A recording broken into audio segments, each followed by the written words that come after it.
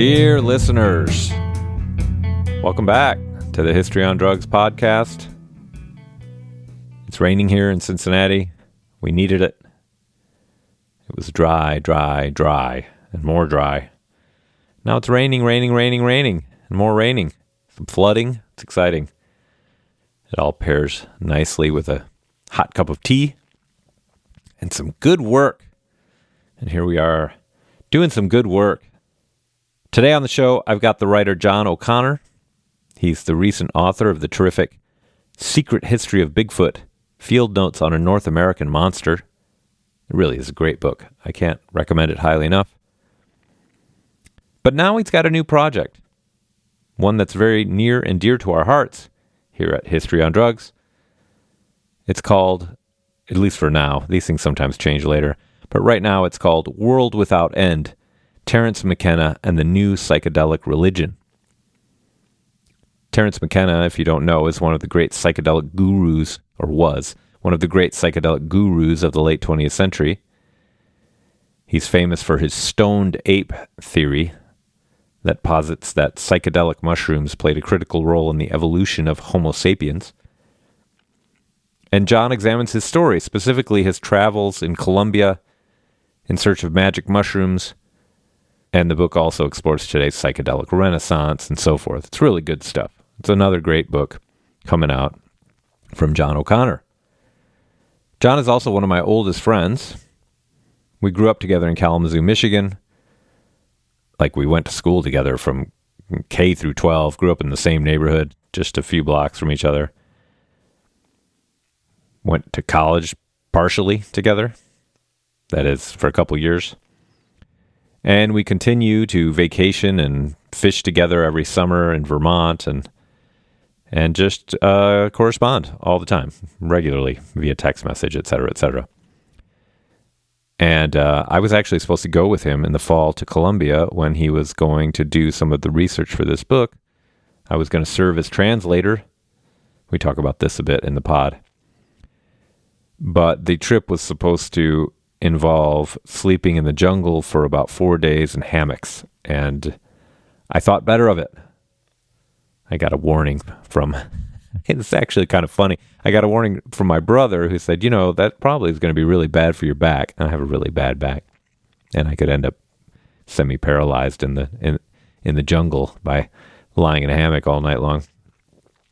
I also had a student who used to be in the military who said something like, have you ever done anything like that before? And he said it in such a way that I was like, you know what? I think the student has got a point. No, I haven't. I better not do it. So I didn't do it.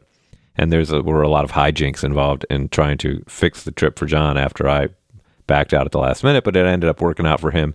He ended up going. He talks about that trip in the pod, along with all the other stuff a number of things that he's been doing in the research for this book. Eventually in the conversation, we bring it back around to Bigfoot and the nature of belief and the sort of thing that he really treats in that great recent publication. We also tried doing this interview back in the fall, but it was my first attempt at a remote interview, and it sounded, frankly, terrible. That's why I did it with John, because I figured if it didn't go well, it wouldn't be a big deal. And sure enough, it didn't go well. It sounded like a poorly recorded Zoom meeting. And I hate Zoom meetings, so I scrapped that one. But we tried it again in April, and that's when we got this done. At the time, John was still several chapters away from finishing his manuscript. And indeed, he had to write it in the summer when we were supposed to be on vacation. He was actually doing a lot of writing, waking up in the middle of the night and trying to get the manuscript done, while also taking care of his kids and so forth. But it paid off. The manuscript got done, and it's a good one. Again, I'm not sure when it'll come out, but it's in the works. So you'll hear all about that in the coming conversation. Before I turn you to that, as always, please like, subscribe, share, etc., etc. If only for my guests' sake. I have some great guests on here. I got a bunch more great guests coming up. But I'm not that great at promotion, to be honest, and I try, but I'm not that great at it. So if you can help, that would be great. If only for my guests' sake. Like, subscribe, share, all that stuff. Please, please, please. All right. So with that, why don't we turn to my conversation with John O'Connor? I hope you enjoy it.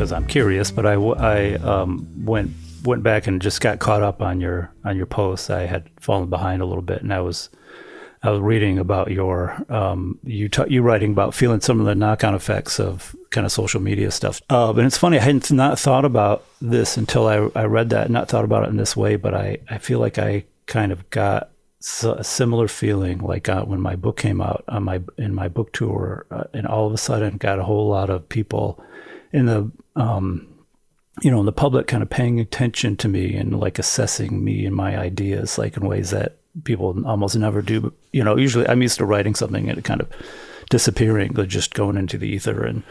But for the first time, I was like getting reviewed at all these places, and then people commenting on reviews, and then there's reviews, all these kind of pseudo reviews on Goodreads, and people, some people, mostly positive, but some people totally misreading it and casting things in a very weird light, kind of filtered through their own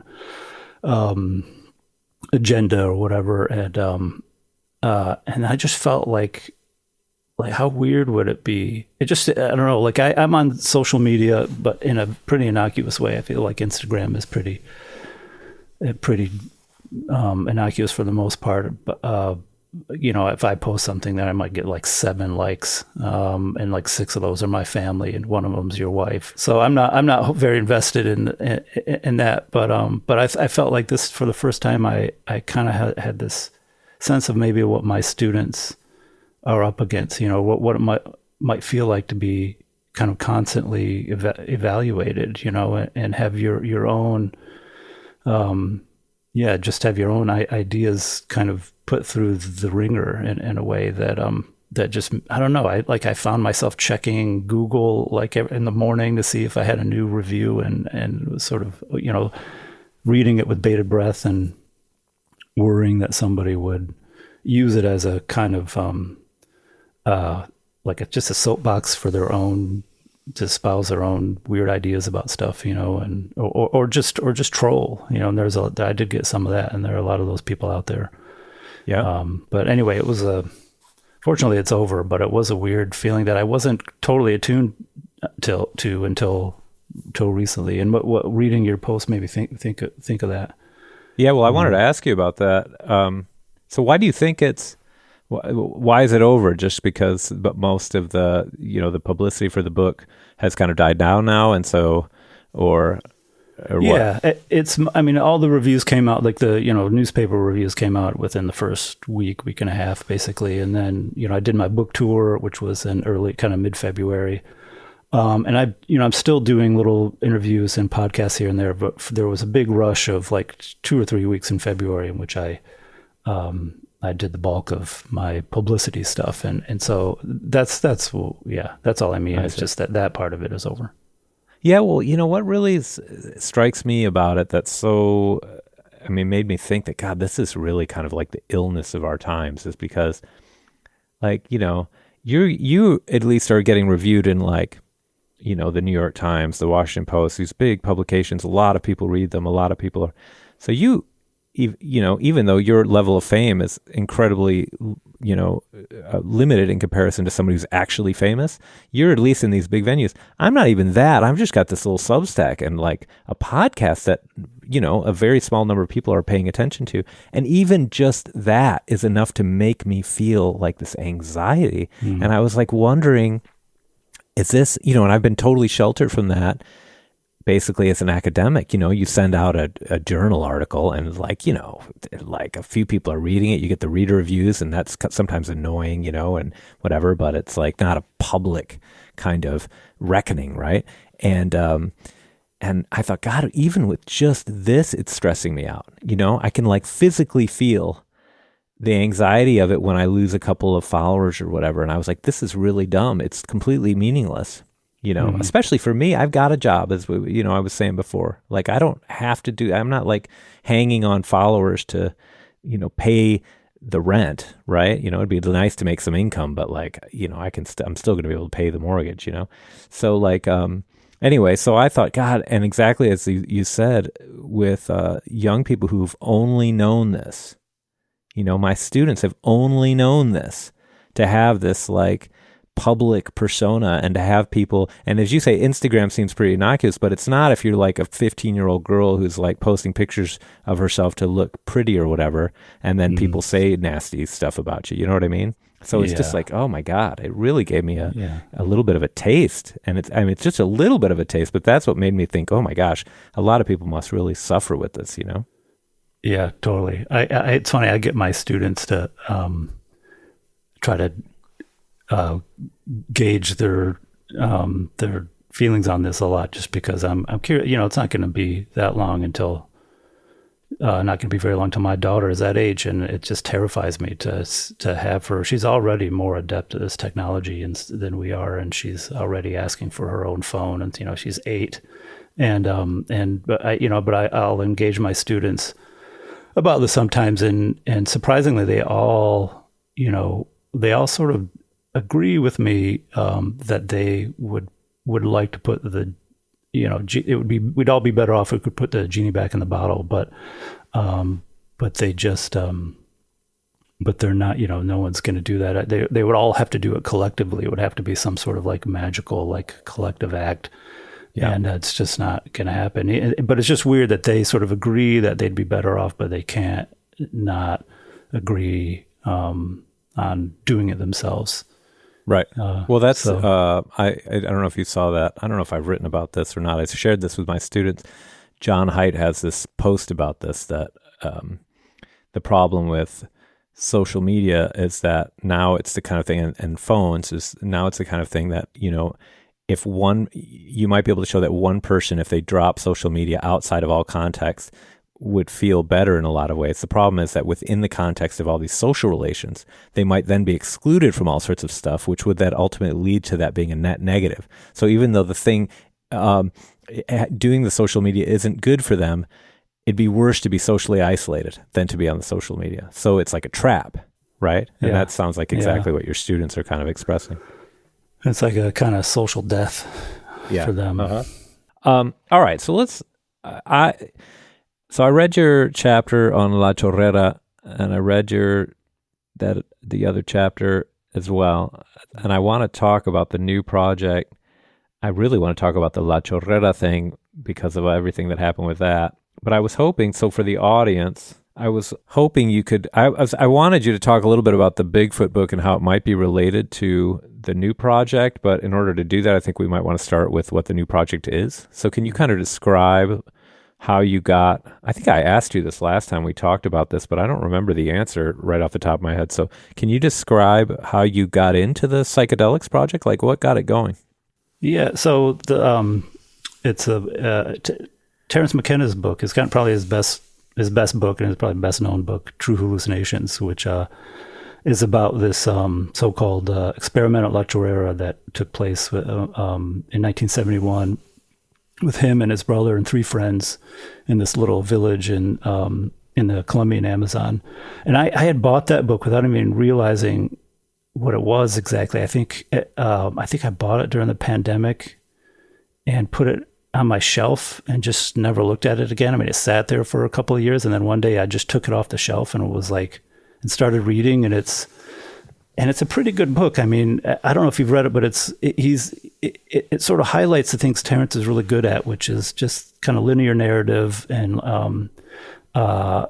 like real kind of bird's eye descriptive work, and which he basically abandoned after that book, unfortunately, and got really more into the kind of esoteric side of things. But I started reading that book, and I was like, it was not at all what I thought, based on the title, based on the illustration on the title, which is like a mushroom flying saucer thing. I was like, it was not what I expected at all. It turned out he was a really good writer, and I just liked him, and I thought, why haven't I heard of this guy? He was like this psychedelic guru. He sort of touched all these sort of parts, points of the sort of psychedelic history that I'm interested in and I've read about before, but I've never really I didn't recall ever having heard his name.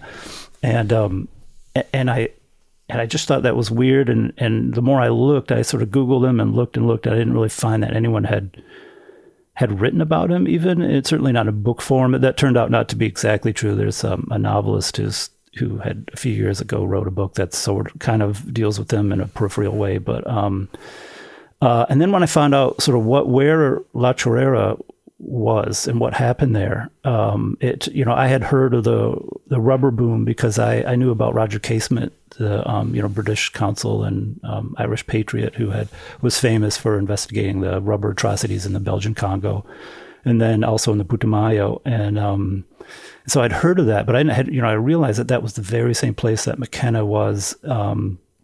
And they were unaware of it while they were there. And it was just kind of a strange irony of these guys, as they really consider themselves kind of revolutionaries. He and Dennis bragged about participating in the, what they called the Berkeley street riots in 1968. No, sorry, street uprising, what other folks call the Berkeley riots. And, but they were just kind of unaware, they were unaware of kind of the context of where they were doing this experiment, and they didn't speak Spanish, and they didn't really talk to very many people. They were just preoccupied with drugs and with what Terence came to call the logos, which is like the mushroom teacher, and the more I read about that, and the more I kind of thought about it, and just realized that there was a dearth of writing about Terence out there, I thought, well, and obviously in a very intentional way, I knew it kind of tied into our current, fascination with psychedelics, the kind of, quote unquote psychedelic renaissance. I thought there's a book here. Yeah. When I started working on it, wasn't that long after the pandemic, and basically the bottom dropped out of the magazine newspaper world almost completely during the pandemic, unless you were a science writer, which I'm not, and it has become easier in a way to get a book deal. It takes a little bit longer, but it's almost easier to write. I'm going to end up like really eating my words after this book comes out, but almost easier to get a book deal than it is to get like a magazine assignment, at least a feature story in a newsstand magazine that's going to pay you what your work is worth, So I mentioned it to my agent. She was like, write a proposal, and I did, and she sold it. And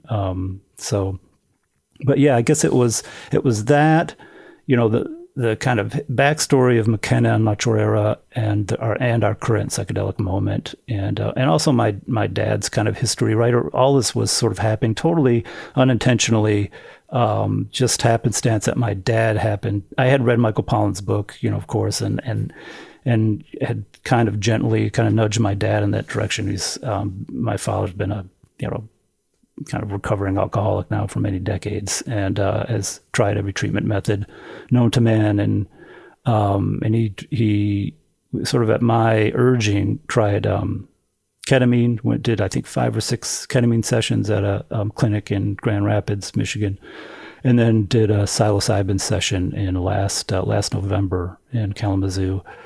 And we can maybe talk more about that later if you want to, but and so anyway, there were like kind of 3 layers there that I thought was enough to get a book out of it.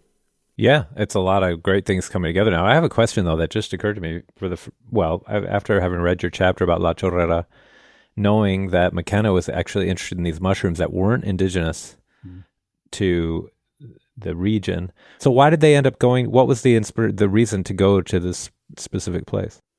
So they had read, Dennis, I think it was Dennis had read this. Dennis is the brother. Dennis McKenna, kind of partner in crime to Terence, his younger brother. And he had read this leaflet from the Harvard Botanical Museum leaflet from like 1969, I think. Richard Evans Schultes, the famous ethnobotanist Richard Evans Schultes, had written about this indigenous hallucinogen called ucahe, which he reported finding on this old rubber trail between La Chorrera and El Encanto, which is a kind of another village about 30 kilometers south of La Chorrera. And he first wrote about this Schultes first wrote about this in 1948, and then again, I think like a few years later, and he was written about it a bunch, but this 1969 leaflet about indigenous hallucinogens was essentially the impetus for Terence and Dennis going to La Chorrera. They went there sort of looking for that drug. They also went, Terence, for a while in the late 60s, lived in Nepal. He was a kind of itinerant guy, led a very peripatetic life for a while, traveling around really hard to reach places and looking for drugs and writing. And he landed in Nepal for a while and started importing hashish to the United States. And the FBI eventually caught wind of that. And it's not clear whether he was actually like a wanted guy, whether the FBI really sought him for arrest, or whether Terence just thought that. But either way, he assumed that he was a wanted man in the U.S. and basically went underground. And that was another reason why he just decided to decamp to South America with his brother. And but I guess mostly they went to that specific place looking for this drug, which they didn't end up finding. They went there and were told by this anthropologist that it was taboo to even ask about it. It turns out that's not exactly true. I mean, what I discovered in December, that's maybe a little bit unfair because 50 years have passed since he was there, so maybe things are different. But at least what I discovered it's not taboo to ask about it or any of the kind of indigenous hallucinogens there.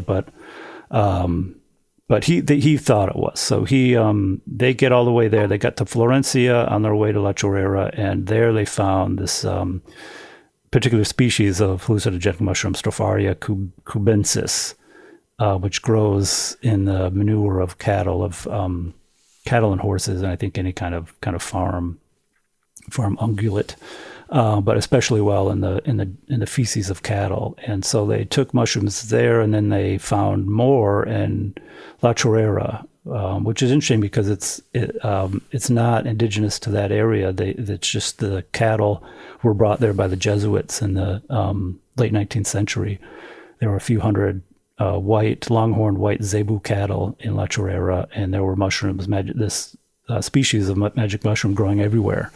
And so they kind of got sidetracked by that. They abandoned the idea of Okahe finding that, and they were able to eventually to get their hands on some ayahuasca, but mostly they were preoccupied with mushrooms. What year did he die? 2000. 2000. Yeah. And that's like one of the reasons I'm sort of arguing, at least in my book, why he's been kind of forgotten or kind of marginalized. He didn't get any the wider notoriety that all their psychedelic gurus like Timothy Leary and Ken Kesey and so on got, just because he not only died very young, he was 53, but he didn't really start producing his books until much later in life. He didn't. True Hallucinations didn't come out till I think the first edition came out in '93. So like more than 20 years after the experiment, after his trip to La Chorrera. And he produced 4 books in quick succession, a couple, and also some co-authored books. So all of his, like Jane Austen, like right at the end of like the last 7 years of her life, produced basically all of her books. Sense and Sensibility, Pride and Prejudice, Emmett, all that stuff. Like same with Terence, he just like poured it all out in like the last 10 years of his life. But I think for that reason too, because he wasn't really around for very long to proselytize. Well, he also, I was just going to say, I mean, the guys who are famous became famous during the LSD panic of the 60s, mm-hmm. right? Mm-hmm. So even Terence's stuff, even if he had written it in the 70s, it may not have had quite the impact as the Leary stuff and the Kesey stuff when LSD was still legal, right? Until it basically became illegal because of them, and thus enhanced their fame significantly. Yeah. But what's also interesting about him is, unlike those guys, I mean, what they were saying at the time was, of course, totally radical, but they didn't really, like Leary and didn't, unlike Terence, didn't produce much of a kind of an epistemology. Didn't like produce what Terence called a kind of natural philosophy of hallucinogens, and he was just like Leary's whole thing can basically be summed up in the tune in, turn on, and drop out, and McKenna went, at least in a scholarly way, pseudo-scholarly way, went much deeper and wrote, he had this whole cosmology that he created that that he spent, the better part of a decade kind of evangelizing for. But and his brother is Dennis still alive? Yeah, he's still alive. He's still going strong. Alive. Yeah. And I think he teaches, or maybe he doesn't anymore, but for a while he had an academic career, I think in the University of British Columbia or something like that. So yeah, he's still around. And you've talked to him? Yeah, just briefly. I have yet to have a kind of sit down interview with him, but I kind of buttonholed him at that psychedelic science conference last summer, and we talked for a few minutes outside the men's room, awkwardly. Yeah, so yeah, he's still going strong and very involved in like conservation efforts to preserve indigenous plants in the Amazon. He has some center that he works with, and the name escapes me, in Iquitos in Peru, to sort of get cataloging and recording indigenous, like Peruvian indigenous plants. Yeah, so he's still going strong, but he hasn't really written. He's written a lot of scientific articles. He's unlike Terence. Dennis is a bona fide scientist. Has a PhD in I think in ethnobotany, but he has not written he's written a memoir about his and Terence's life, but nothing beyond that. Did he seem defensive or anything about you taking on this project? No, not well. I don't know. Not so far. His handlers. He seems like the kind of guy who, probably like Pollen, gets a ton of interview requests. Like not as many as Pollen, but I haven't heard directly back from him. His handlers keep putting me off, but I'm pretty hopeful that I'm going to get to him eventually. Pretty soon. Yeah. I've talked to a lot of his friends, Wade Davis and this guy Bruce Damer, and so I don't have any reason to suspect that doesn't want to talk to me. I think he's just maybe he's tired of talking about his brother. Who knows? Yeah, that could be. So tell me about. I purposely haven't asked you about the La Chorrera thing because I wanted to do it when we talked while we were recording it, and for the audience, I'll give them a brief background here. I was going to go on this trip. I won't give all the details, but the plan was for me to go with you in the fall in December, beginning of December, to Colombia, to La Chorrera, and retrace this trip that Terence and his brother and several others did back in the 70s. And then I bailed. I freaked out. I was worried about, there was supposed to be 3 or 4 nights of sleeping in hammocks in the jungle, which sounds really cool, but I have a terrible back, and I was worried if I'd blow out my back in the middle of the jungle and then end up dying out there with no way to get me out, and so forth. And so I bailed, and there's a whole backstory there that we won't go into. What a hero's end it would have been. Yeah, what a hero's end. That's right. But then, so I read your chapter about it, and you guys didn't do any camping in the end. We camped one night, but I didn't write about it. Yeah. Oh, you didn't write about it. Okay. So tell me about, just tell me, can you give me like a brief overview of like what happened? You guys fly down there. So you ended up getting your friend Andrew to come with you, filmmaker from Cambridge, right? Mm-hmm. And you guys fly down there, and in order to get to La Chorrera, you had on catch a flight from Bogota to, I can't remember where. Leticia, that's right. Then Leticia to La Chorrera, right? And on a flight that only runs every 2 weeks, something like that. Yeah. So what was that like? How was any snags in that, or was that all pretty routine, just getting there? No, that was totally routine, and that was really the sticking point. And I wish there was so much that I wish I'd known, like going in, that didn't seem like the kind of information I shouldn't have been able to find out, but for some reason I just couldn't find out. So for starters, that flight, it was, I kept being told and reading that there was only 2 flights a month in and out of La Chorrera, and it was too long, so young kids at home, it was too long to be away. And I also wanted to do that hike from this. There's this trail, not famous, but this trail between La Chorrera and El Encanto, which not only did Terence and Dennis and their friends hike in 1971, they went to El Encanto. So they sort of came the other direction from El Encanto to La Chorrera, and we were going to go the opposite from La Chorrera to El Encanto. That's and during the rubber boom was a very important kind of route. And El Encanto, like La Chorrera, was a very important rubber station for one of the most notoriously brutal rubber companies, Casa Arana. And so I wanted to do it for that reason, and I also, just for the adventure, and I thought we could also, really wanted to go to Puerto Leguizamo, where there was a guy there I wanted to interview, and you can take they call it a rapido, you could take like a speedboat basically up the main branch of the Putumayo all the way to Puerto Leguizamo, and I really wanted to do that. It sounded like an adventure. It turned out that was basically impossible for a couple of reasons. I mean, we ended up staying one night along the river at that trailhead that would have led us there. And just for a goof, we had decided by that point we weren't going to do the hike, that for reasons I'll get to in a moment. But we just hiked maybe 100 yards in, and it was literally waist deep in water the entire way. I mean, we were completely soaking wet. I was like, there's just no way. I can't imagine how we could have done that hike under any circumstances, and even for a day or two.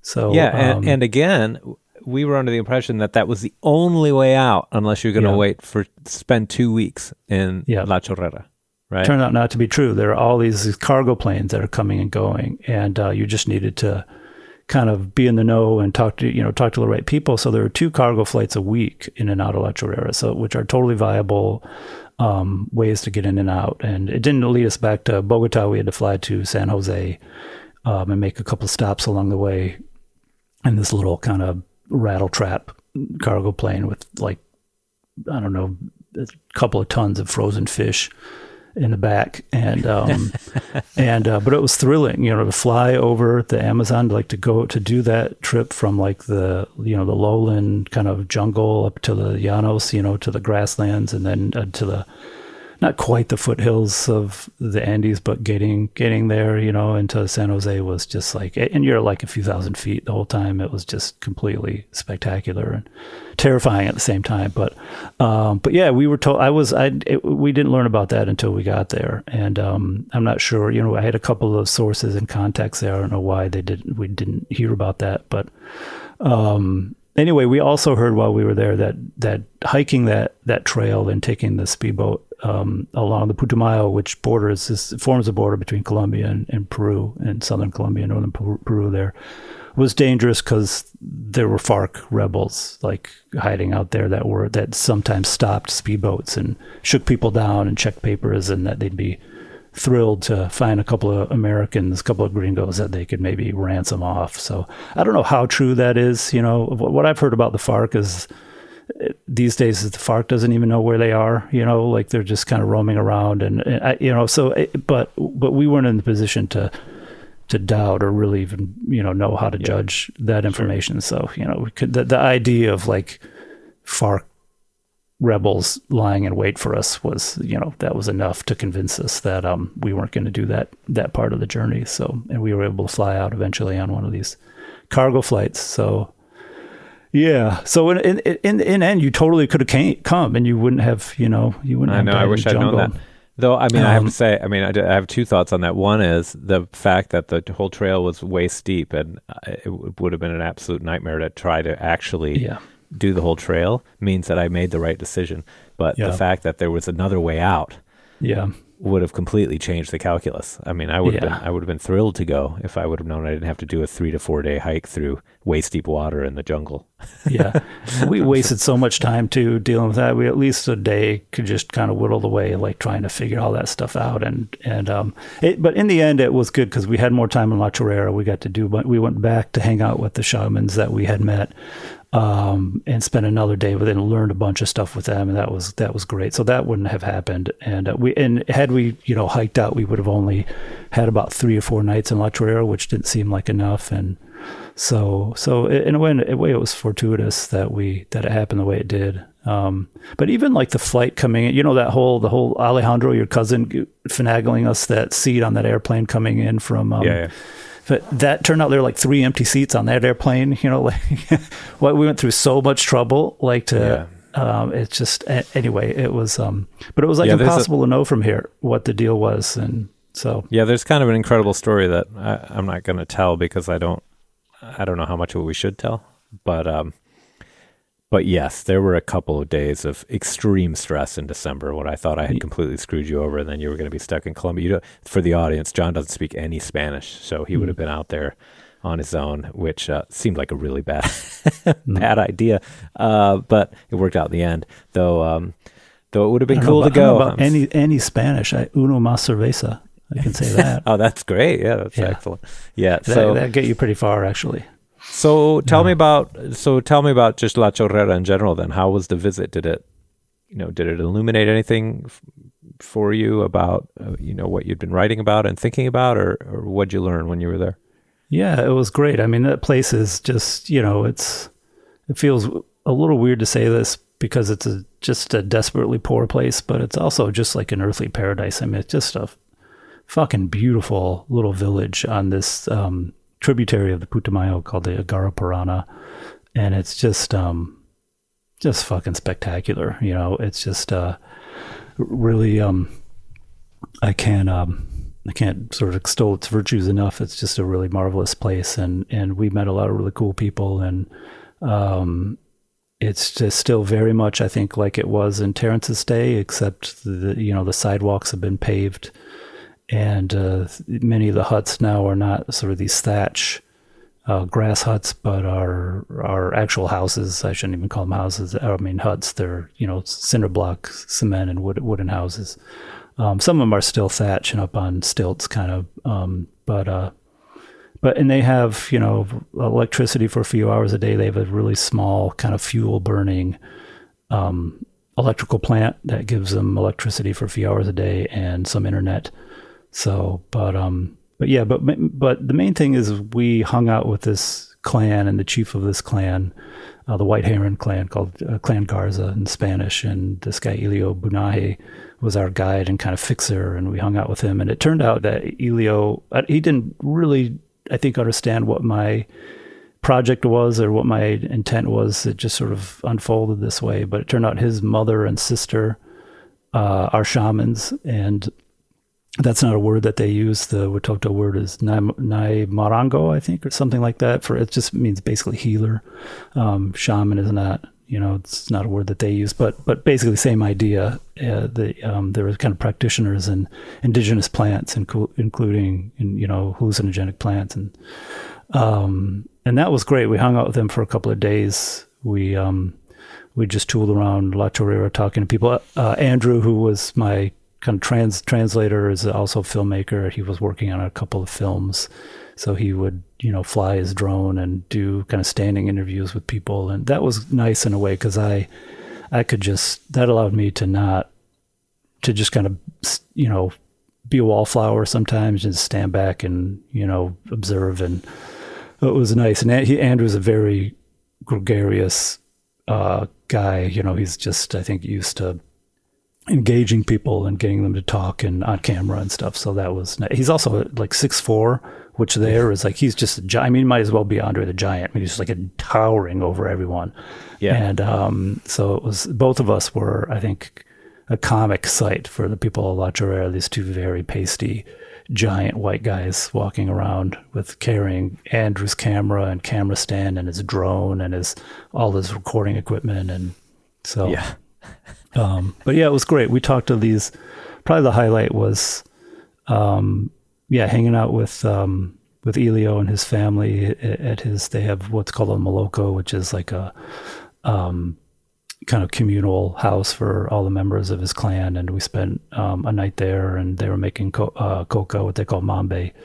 It's like a powder that they mix the coca leaves. They sort of, grind them in a mortar and pestle, and then mix them from the leaves of it's not technically a palm, but it sort of looks like a palm called yaruma. They burn the ashes and mix the ashes, and it makes this kind of matcha green powder. It's even oddly tastes like matcha a little bit. And you take it by the tablespoon almost. And first you take a little dab of tobacco they call amble. And it tastes like an ashtray. It comes like in a little, almost looks like a hotel shampoo bottle. And almost every man and even some women have that on them at all times. And most men also have a container of Mambe nearby, which is kept in more like a Folgers tub kind of thing. And so women don't use Mambe? They use Mambe, just the tobacco. And so you take the tobacco either on like on a finger and lick it, or on like a little spoon or something, and then you take a couple spoonfuls of Mambe and you don't swallow it, you let it slowly dissolve in your throat and in your mouth and run down your throat, and it kind of has a mild numbing effect. And it's narcotic, but it's not like cocaine, there's like an uptick in mood, kind of bordering on euphoria, but it's not without that kind of existential crash of cocaine. It's a very light, happy place, but mildly euphoric, but not intensely so. And,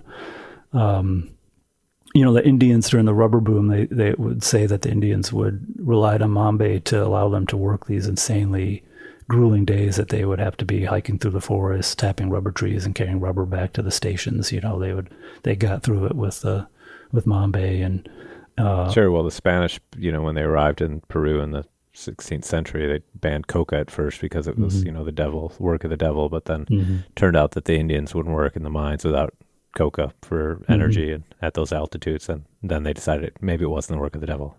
Yeah. Anything that helps with work, it's like, anybody helps with the free labor. Yeah. And they say it helps with the heat too there, and I found that to be true.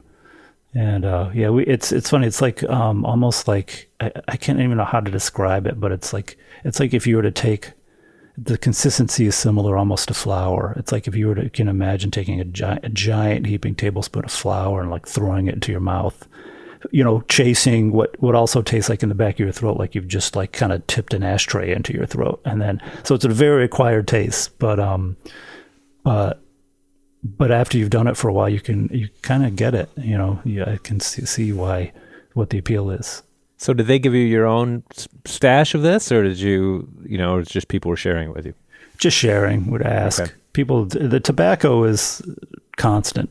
People, and we would either ask if we could have some or they would give us some. And we could have bought some if we wanted to, paid someone to make some for us, but we didn't.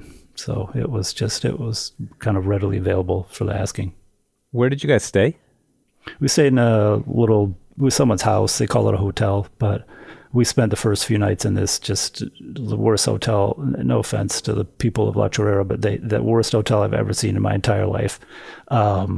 We stayed with like literally a rooster like right outside our window. Started cranked up at like 2:30 every morning, and no running water really to speak of. They said they had running water, but that turned out not to be true. And then we moved to another place a couple blocks away, which was a huge upgrade, but just people's houses essentially that they kind of call hotels. There is a more proper hotel there that has air conditioning supposedly, but it was closed or being renovated while we were there.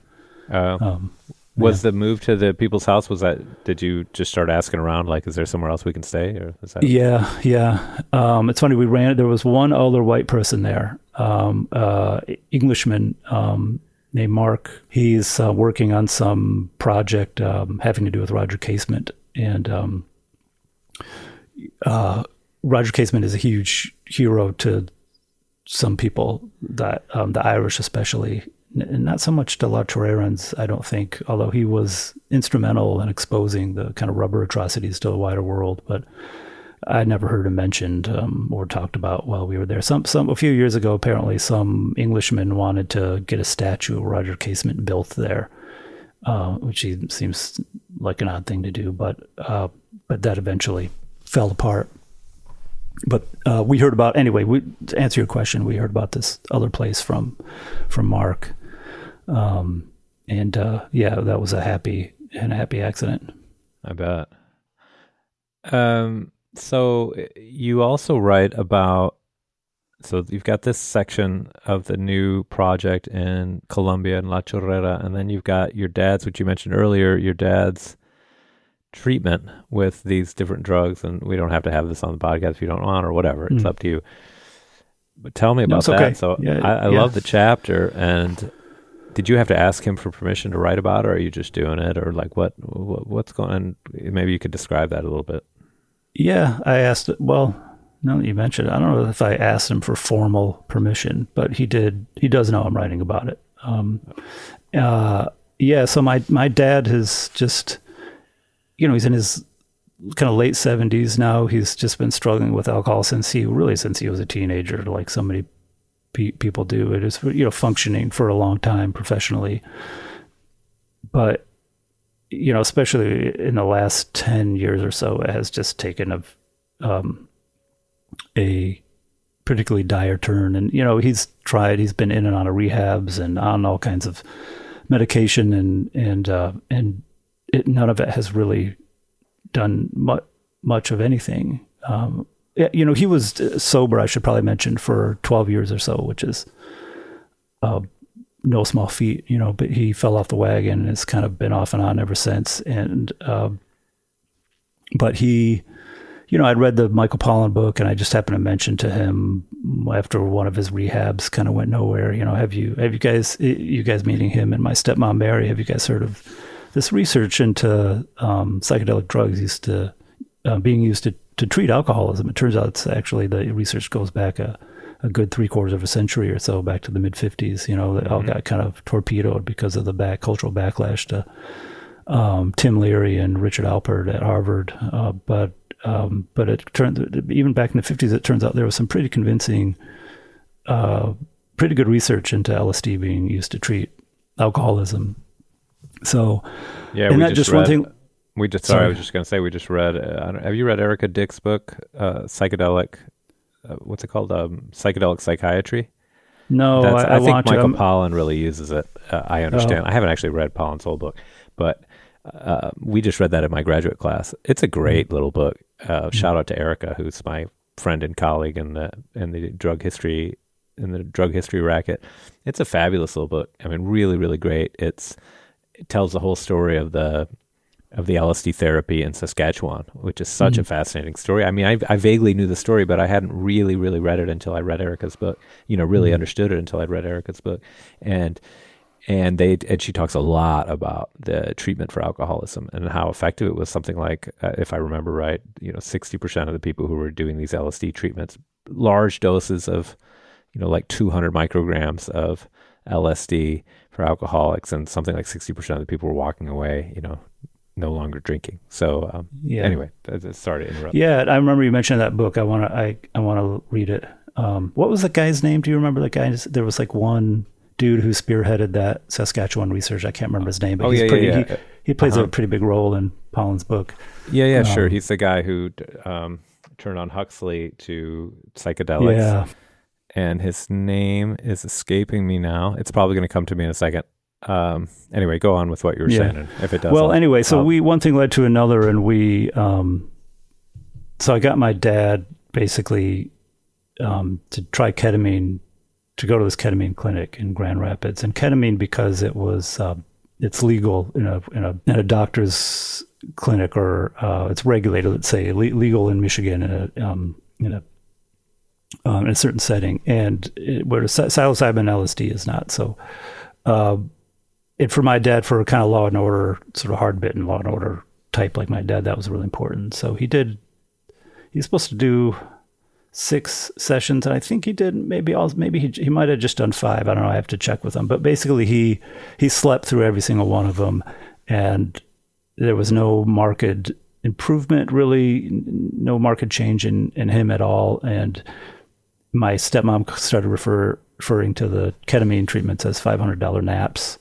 Yeah, and he had a particularly bad episode, not related to the ketamine, but just to drinking after all of this was done, and it was just sort of a bust. And and then I think probably my dad and stepmom were ready to abandon the whole idea of psychedelic medicine after that. But but I had read a couple other things that I thought, well, maybe psilocybin might be worth a try. Robin Carhart Harris at University College London, he calls ketamine like a holding place for psilocybin or something like that, and in terms of treating addiction. And so I thought it was at least worth a try. And my dad agreed to it, and we've through his therapist in Kalamazoo arranged a session back in November. And long story short is, I guess I sort of try to be careful about this in the book too, because I don't want to overstate, my dad's experience with these drugs, but they basically have done diddly squat for my father. And, it's not to discount that the research that's been done and the fact that a lot of these drugs do work for a lot of people, and with not just addiction, but various kinds of ailments. But for my father, it didn't work. And so I write about that in the book, and just as a way of highlighting that there's a certain kind of evangelizing that's occurring with psychedelic drugs, a certain kind of enthusiasm that I think accompanies any kind of new discovery, quote unquote new discovery.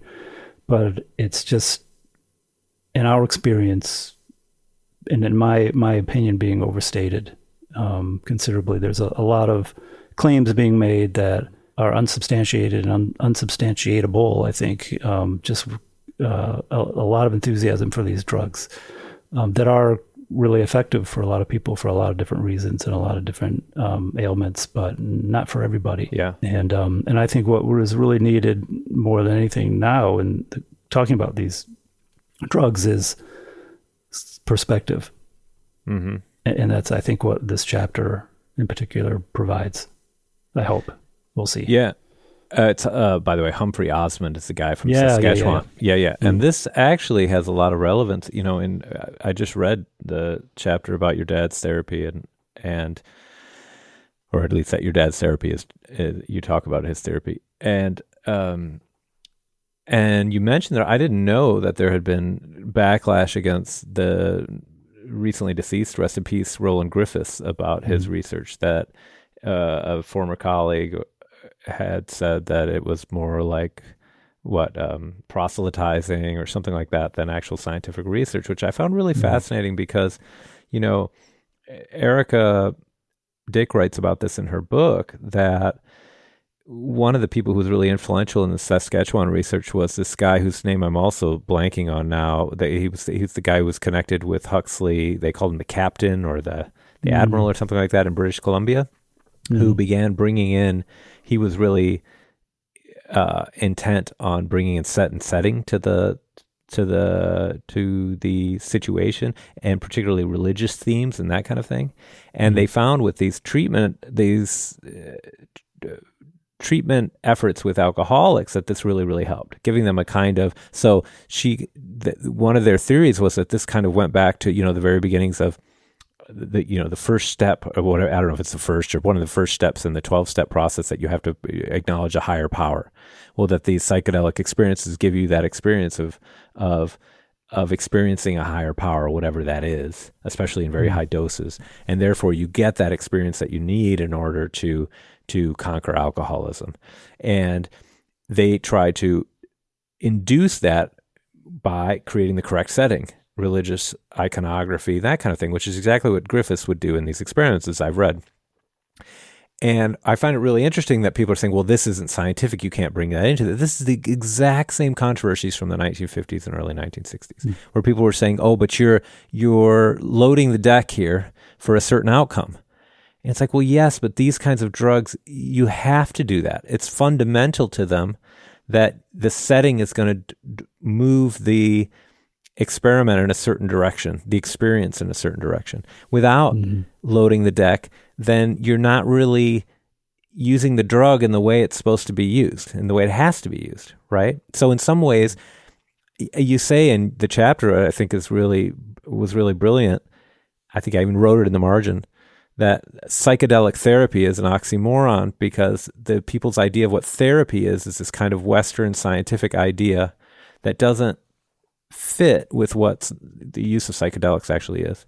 And this was a problem they were having even before the LSD panic of the 1960s, and getting people, before it was, there was all the hype, and before there was all the hysteria about this, some people were very critical because they weren't using, double-blind protocols and that kind of thing. It's like, well, you can't do that with psychedelics because you have to, create the correct setting. So I don't know. It seems to me that the only way for these things to be used in therapy is to get them outside of this scientific context. But the only way to get them accepted was to create a kind of scientific context, which is really what Griffiths should be mostly credited for doing, I think, by doing all these experiments at Johns Hopkins.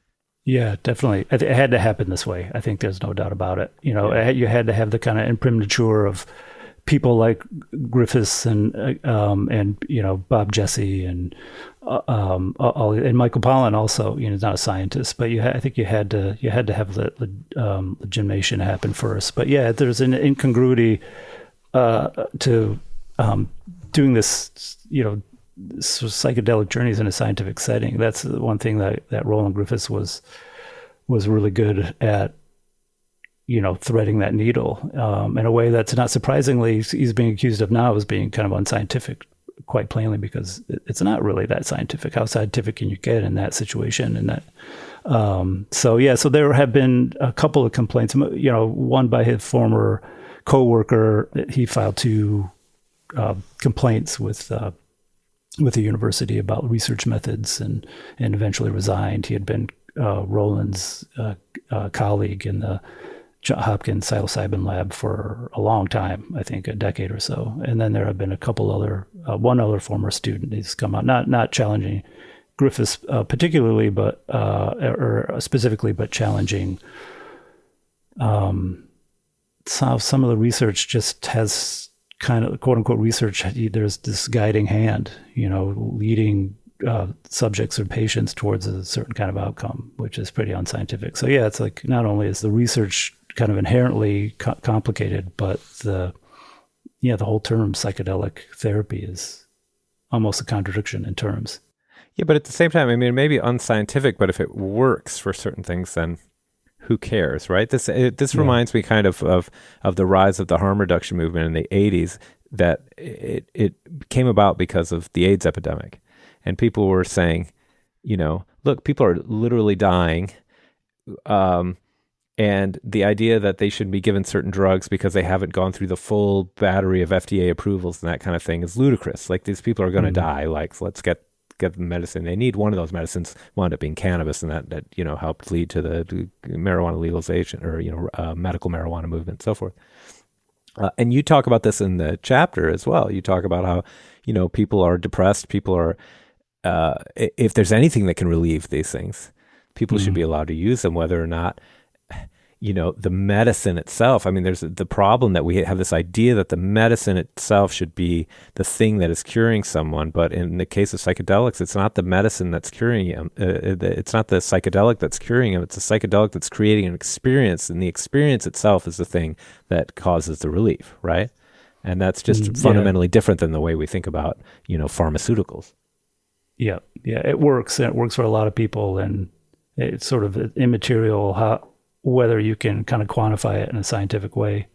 I just think that, in terms of funding, that doesn't get you very far. But actually, this reminds me of a question I wanted to ask you. I think we talked about this last time. Was just like, I hear people talk about psychedelic legalization following the same course or a similar course with cannabis. And there was just, I think Salem here in Massachusetts was the most recent city to decriminalize psilocybin and mushrooms. And one of the guys, organizers there, said something along those lines in the paper here, was that, it's good, we expect it to follow the same course as marijuana, but it's kind of hard for me to imagine it doing that. But I don't know. I also don't know that much about the policy side of things. What's your opinion? Is it kind of on the same road to legalization as cannabis, or is it kind of a trickier path? I think the thing that happened with the thing that happened with cannabis that really turned the tide was the AIDS epidemic and the realization that cannabis might be a useful medicine for serious ailments. I mean, the medical marijuana, I don't think anybody was saying medical marijuana and in that kind of alliterative phrase everybody remembers so well until really the 90s, even maybe the late 80s. But it goes back earlier than that. Certainly in the 1970s, there were people particularly who were, who argued with, particularly in the case of glaucoma and with, seizures and that kind of thing in the 70s that cannabis might be useful. But it didn't really get any traction, or not much traction. It got a little bit in Britain. It had a little bit in the United States. There were some approved medical marijuana patients, though they weren't called that, I don't think, exactly cannabis therapy. I'm not sure what they were calling in the 70s, but just a handful, maybe one or two. I don't remember exactly. It doesn't really catch fire until the AIDS epidemic, and then the AIDS epidemic suddenly changes the changes the context, and suddenly people are dying. It's like, why are we being so restrictive on this kind of thing? So that really changes things. Another thing that really changes things is I think the context of the illicit drug, so the war on drugs of the 1980s and the overreaction to these illicit drugs and all the harms that was doing suddenly was creating a kind of backlash in the 90s that created some space too for the medical marijuana. So the medical marijuana was already something that people were likely to be more receptive to, and then the excesses of the war on drugs made people much more receptive to other ways of doing things, right? And so you start seeing the success of the harm reduction movement. This is, combined with well-funded activism also that starts happening in the 1990s, which really makes a huge difference. And suddenly, instead of, the kind of hippie movement of the 70s for legalization, cannabis legalization, now it's, people in suits who are, funded by big foundations and that kind of thing. So all that makes a big difference. So I think the context is really going to matter with psychedelics. Psychedelics has the advantage that it's clearly showing some potential for medical uses. It's clearly showing some potential for medical uses for populations that are seen in a sympathetic light, for example, veterans, right? I think that's really helped to gain acceptance.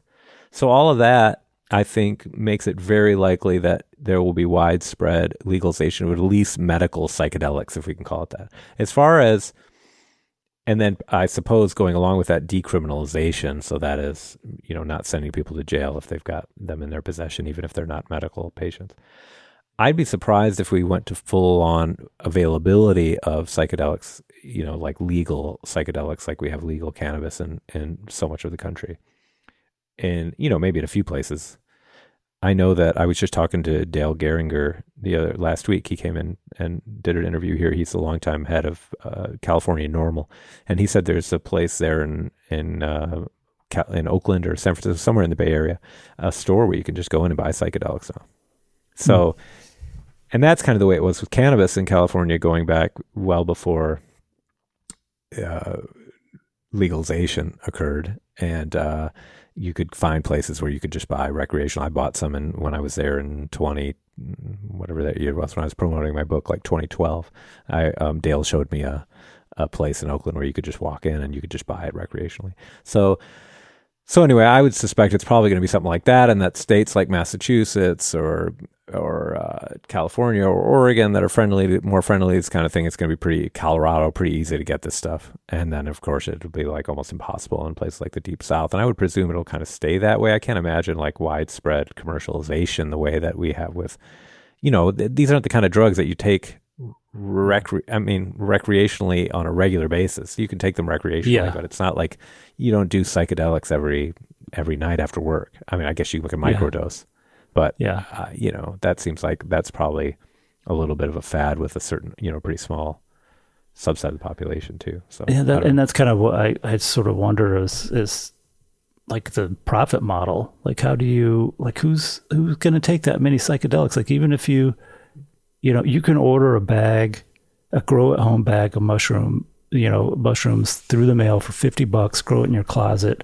You're going to have enough mushrooms for you and all your boys, all your peeps for like the next year, Right. like no one's going to have to go to anywhere to buy any, and so, and even if you're microdosing, like, how much microdosing are you doing? Like, it's just, and for how long? I can't imagine. If you're only microdosing with that $50 supply that you just bought and grew in your closet, that's probably like a 3-year supply, right? So So I just can't imagine a marketplace, which also I have to assume helped get us to cannabis to where it is now. It's just there's going to be a huge market for it, profitability with psychedelics. Like it's hard for I don't know anything. As I say in one of my chapters, I don't know anything about this sort of stuff. But so maybe, but it's hard to imagine. Yeah, well, no, that's always been a factor in whether states are willing to, governments, right? Whether we're talking about state governments or federal governments or whatever, have been willing or not willing to allow the use of certain substances, the commercial factor, like how much can they raise in taxes from this stuff. And I don't think it's a coincidence at all that the recreational cannabis legalization happened after the financial crisis of 2008, 2009. I ran that by Dale Geringer last week, or whenever I talked to him, I guess it was last week. And he didn't think that had been a factor at all, but I'm not sure I agree with him. I mean, I think that's always the critical factor in these kind of calculations. And that was a big part of the discourse, is how much money is the state, how much revenue is the state going to gain, and where is the revenue going to go? And then, part of it's going to go to the schools, and part of it's going to go to here, and part of it's going to go there. And you have all these state governments that are, that are in the red, and they need funding, and cannabis was providing a possibility. Psychedelics is never going to be providing those kinds of funds. It's never going to be a source of major tax revenue. So I think it'll likely be the kind of thing where it's mainly a medical thing, and then just widely available on the sort of gray market where it's decriminalized, but there won't be like a major traffic or anything, because there just isn't going to be that big of a market for psychedelics on a regular basis. It's just not the kind of thing. The thing that drives these recreational markets, whether it's alcohol or cannabis or whatever, the people who are using huge quantities every day, it just that doesn't exist for psychedelics, right? Yeah. So now what I'm curious about is if we're going to start seeing LSD come back, right? If we're going to start seeing properly produced pharmaceutical LSD made available to people in these kinds of therapies. I know it's available in certain places, in the world. But I'm wondering if that'll make a comeback, because there does seem to be something especially profound about these big LSD trips that people take, when you take 200 micrograms of LSD, which is a tiny amount, 200 millionths of a gram, which is incredible. But that leads people to have these breakthrough experiences. And I'm wondering if we're going to see some of that come back.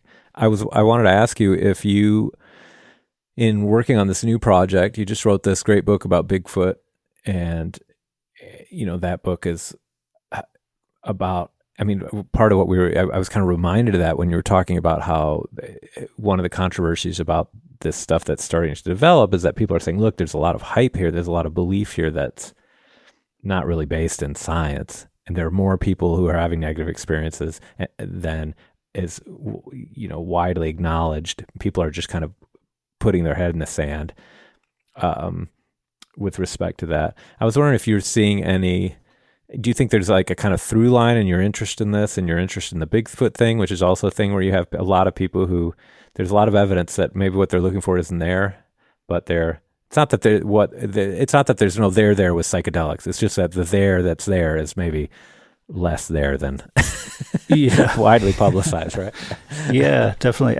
I think what's happening with psychedelics is that as one of my subjects says, is you have this profound ego dissolving transformative experience, and you just want to apply it to everyone. You just want to start proselytizing and assume it's going to be the same for everyone. It's unfortunately it's not. But yeah, I guess the through line there is just how lots of otherwise normal, kind of lucid, sane people come to believe in some pretty nutty stuff. And And just how you can create an entire epistemology, like an entire worldview, really based on nothing really more aside from your own subjective experience of the world, and how you want the world to be, like how you interpret that experience and how you want to apply it to kind of the world at large. And with Bigfoot, it's sort of a little more obvious than a little more explicit anyway than it is with psychedelics. But yeah, there's this through line of why we believe in the unbelievable. And but it's funny because I think we've talked about this before, but I really got into it with my editor about this subtitle that she suggested back when the book was originally supposed to go to press. And I remember we were in Vermont actually fishing, and I got this email from her, just a lesson in not looking at your phone while you're doing something else. Yeah, you and me were in Vermont, not you and your editor. You and me were in Vermont. Yeah. Sorry, that's okay. Go ahead. Uh-huh. Yeah, and just stomping up to the top of the road where I had a better signal and firing off this very mean email to her. So she had wanted to subtitle it something like that, "Why We Believe in the Unbelievable," and I, to my kind of enduring embarrassment, I just did not think of the book in those terms. I sort of a little bit I did. I knew it was about belief, but I thought it was more about this weird microculture, of Bigfooters. And I thought it was kind of a pandemic book about delusion. And, had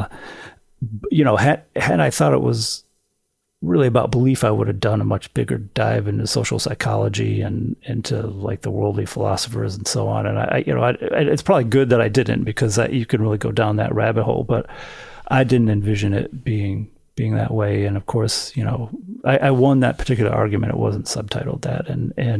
But of course now looking back, I see that she was right. It really is about that, about belief, more so than it is about the other things I just enumerated. And I don't know if I regret it, that subtitle not being applied, but I do see it as, it was about that. And then I think that, in a way that's what kind of piqued my interest about McKenna too. A really smart, in many ways, a brilliant guy, who just went kind of wild, went kind of off the reservation intellectually. It was one of these really free thinkers, and who just had no guardrails on his thinking. And, yeah.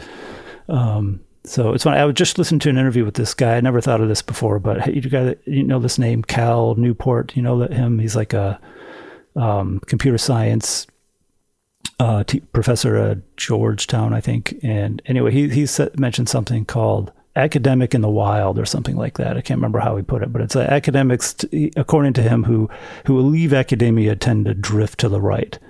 And tend to drift towards conspiracy theories, especially in nowadays post-pandemic. And just because they no longer have this kind of institutional or peer support guardrails on their ideas. And I'm not saying that this is his idea, not mine. Obviously, I'm not saying that there's any truth to that. But that's very much. It just made me think of Terence McKenna, because he was one of those guys who just was very smart and just very inventive, but had nobody pushing back against him and his totally kooky ideas. And he had some good ideas and some really interesting ones, but some totally batshit, paranoid, supernatural phenomena stuff.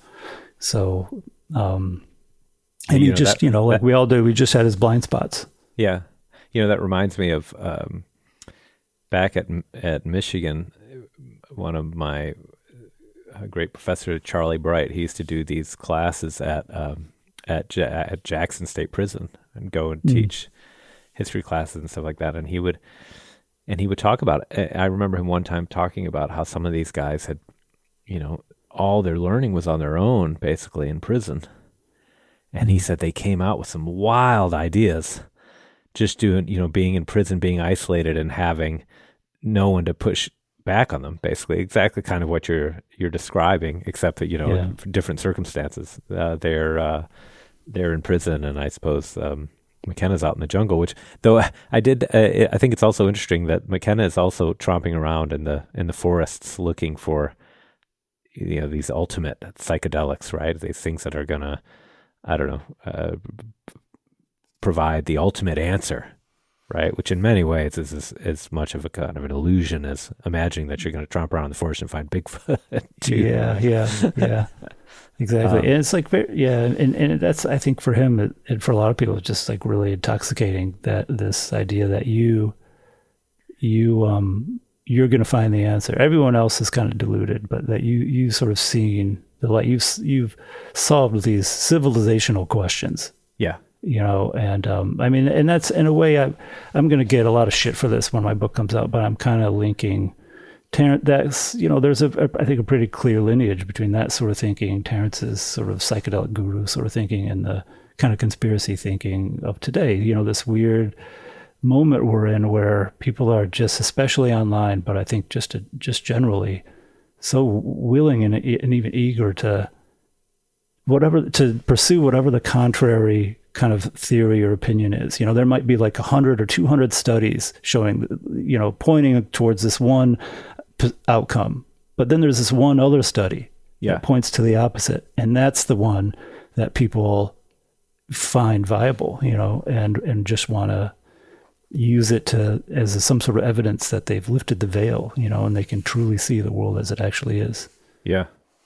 Well, there's also like a parallel in what we were talking about before with the psychedelic science, that you have to kind of create the reality that you want in the experiment, right? You can't just, it's not going to create the outcome for you without you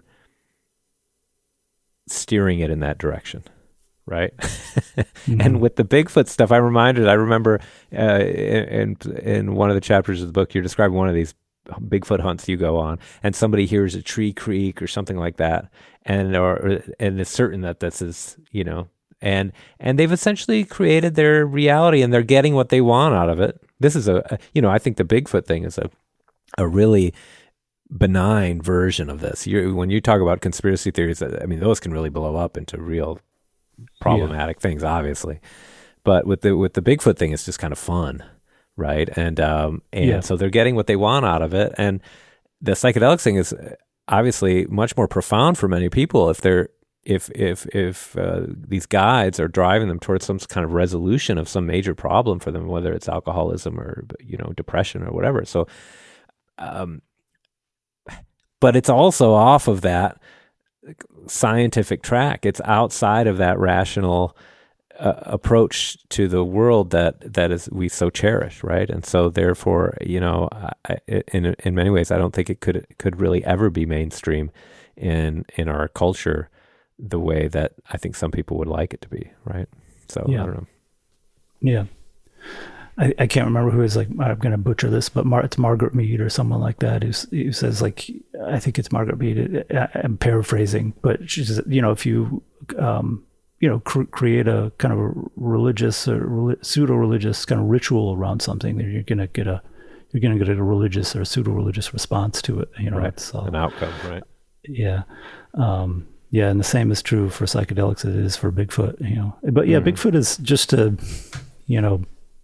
underline this a little bit. I do think Bigfoot is mostly innocuous. It's pretty benign. It's like I suppose the Instagram of social media in a sense, at least for me anyway. It was. I remember calling my wife from a parking lot in Kentucky where my Kentucky expedition was, and that I swore to the Bigfooters I was with I would never reveal, and they're very proprietary about their Bigfooting spots in the way that that we would be about our certain fishing spots. Yeah.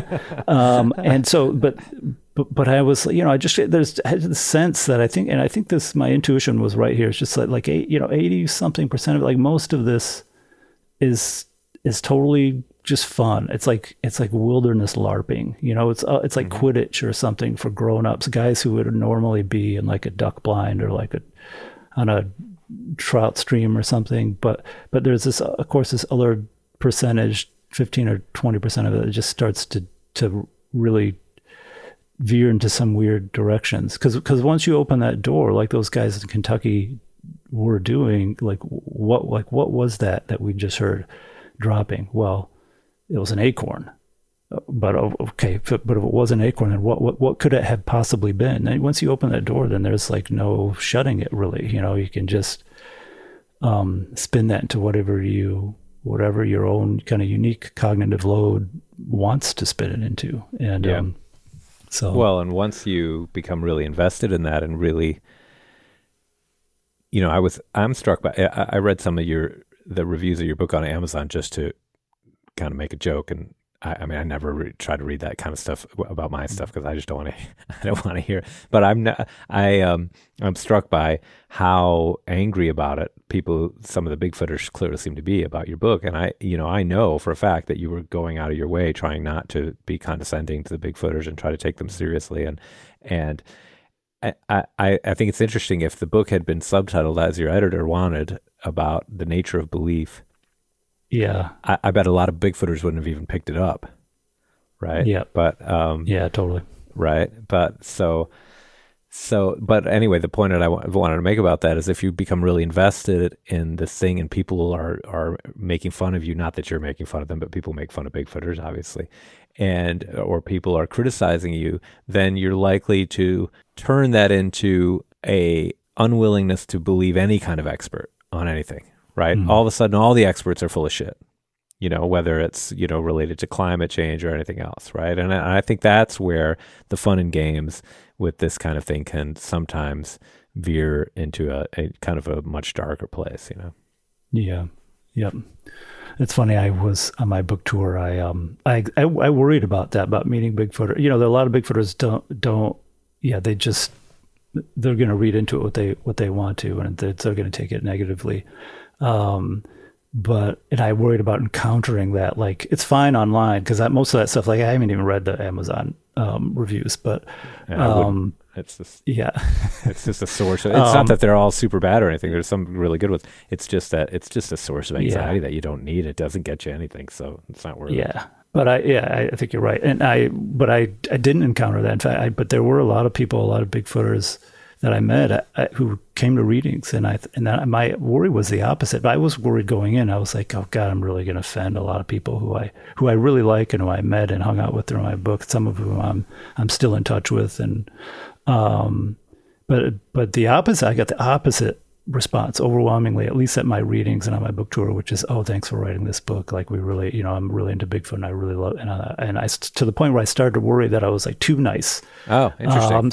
So I'm actually relieved to hear you say that, because that's, I think, at least that's the way, without knowing what anyone actually said, that's kind of the way that I expect it to be read. I did have one guy come up to me in Seattle, like this dude, big, like, camo, long hair, and he came up to me like right before the reading. He's like, "You're John?"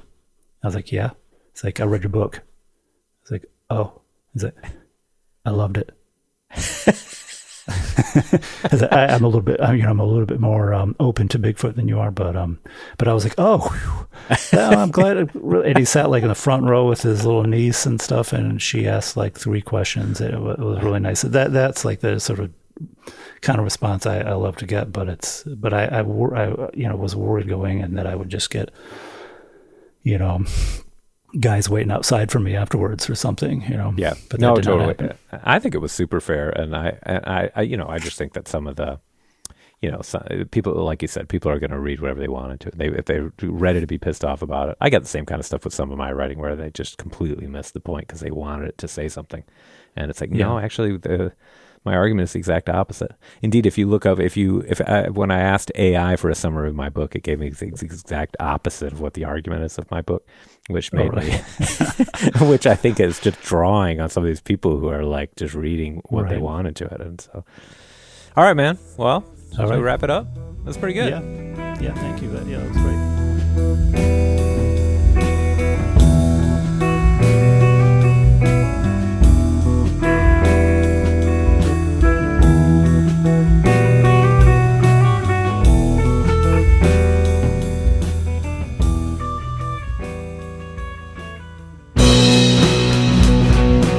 All right, there you go. That's me and John talking. That's what it sounds like when we're sitting in a canoe in a lake fishing in the summer. Kind of, though we tend to mainly talk about the fish and why or why not they're biting and what they might want to eat and so on and so forth. Thanks to John for coming on. Check out his great book on Bigfoot. It's called The Secret History of Bigfoot, Field Notes on a North American Monster. And when it comes out, check out his new book on psychedelics. I gotta run. I'm supposed to go to Michigan. And I came down here to just get this thing on my phone so I could proof listen on the road. And I realized I hadn't done an outro. Oh shit. And I gotta go teach class. We gotta go talk about the 19th century in Mexico. And I didn't do an outro. So I'm doing it, and I'm making it quick. Thanks for listening. Make sure to like, subscribe, all that stuff. And we will catch you here at the History on Drugs podcast, I don't know, in a few weeks for the next one. I got lots of great guests coming up. So please listen, and thanks very much. We'll catch you next time. Bye-bye.